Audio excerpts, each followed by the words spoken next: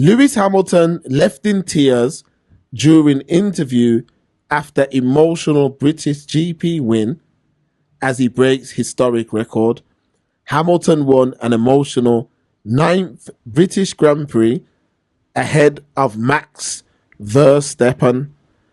Lewis Hamilton was left in tears on team radio and in his post-race interview after claiming his 9th British Grand Prix victory.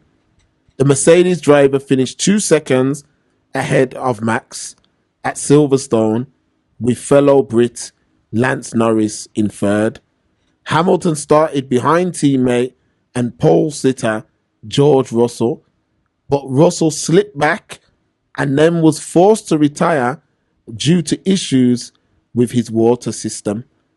Yeah, man. Big up Lewis Hamilton. Big up Lewis Hamilton. And just before you come in, Stephen, I watched, is it called Race? The guy who plays for the Australian guy. Chris Hemsworth. He made a movie called Race. It's on Netflix, I believe, at the time of recording this. And it's about a British F1 rivalry that I think happened back in the 60s or 70s. Now, this was an Englishman who he was playing, and the guy who was playing the other opposition was some German or Belgian or something like that. Anyway, the reason I'm bringing up this movie is because outside of PlayStation games, yeah, this is the most in-depth look at F1 I've ever had. The fact Lewis Hamilton is competing at the highest level in that sport and dominating is crazy, and says enough. It's crazy. So I'm happy to see him win. I know he's had a lot of fight and he's still doing his thing, man. And it's a very dangerous sport as well. It ain't no joke. I'm not going to come on here and that. Reflexes have to be on 1,000. Very much anyone who says, yo, I'm a driver, you know, try jumping one of them sin things. 200 miles an hour. See how well you cope.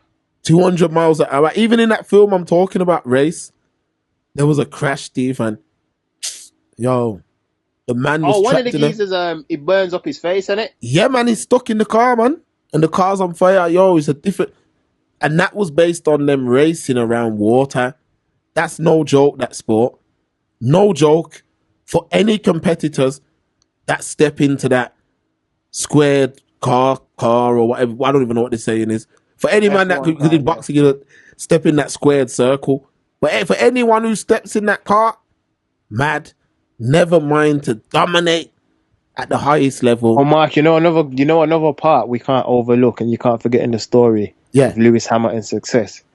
You can't neglect, man, the power of a father, man. Thank you, Stephen. Thank you. The power of a father. Wasn't it you that was telling me the other day, Stephen, that the dad sacrificed a lot to get him to this point? Yeah, I think he had to work like 3 jobs or something. Dedication. People don't know because people don't really go into it. But it's because people always think of like golf and tennis, but F1's an expensive sport as well to get into. Yeah, and you don't just get into F1. Like I think there's like, isn't there like F4, F3, A1? F2? There's A1. There's a lot of different stages. Yeah, and you have to get funding. So you know when you're in like A1 and the earlier ones, you need funding from teams and stuff like that. So it's not an easy sport to navigate.